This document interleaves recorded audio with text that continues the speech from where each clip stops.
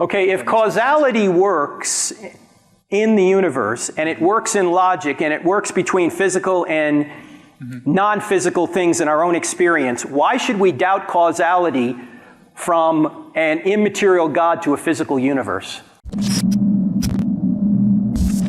So I love the cosmological argument, something I've used a lot, but I have this metaphilosophy class right now that I'm taking. We're kind of talking about how do we know logic and reason work, and we know logic and reason work by checking it with logic and reason, and kind of talking about how we can't know anything outside of perceivable senses, And so we didn't really apply it to this conversation, but he kind of talked about it in a way about how do we know logic and reason work for that argument, applying it to something outside of our universe if we only know that logic and reason work within our universe.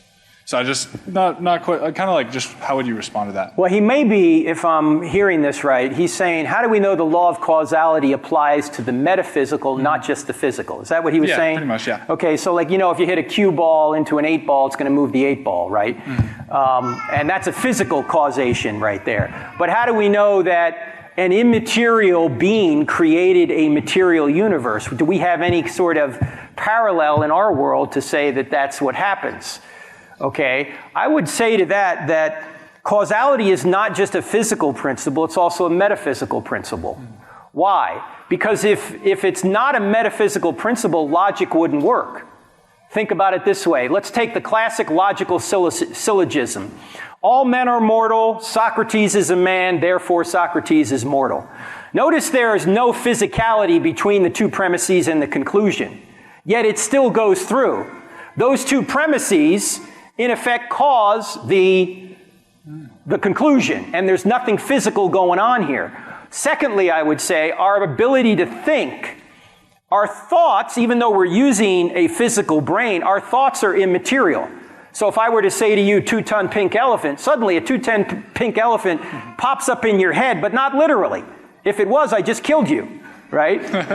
You can think of a 2-ton pink elephant in your head, and it's not physical. The thought isn't physical, even though we're trafficking in physical things with our brain, but the thought itself is not physical. It's an immaterial thought that you're having right now when I say 2-ton pink elephant.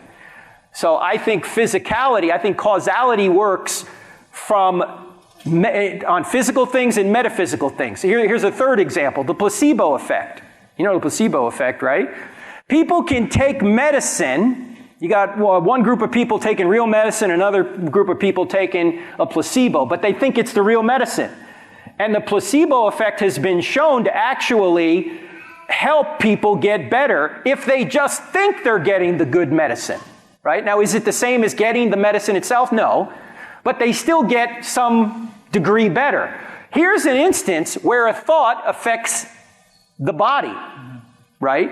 A thought is affecting the health rather than the physical, chemical medicine affecting the body. You have a thought affecting the body.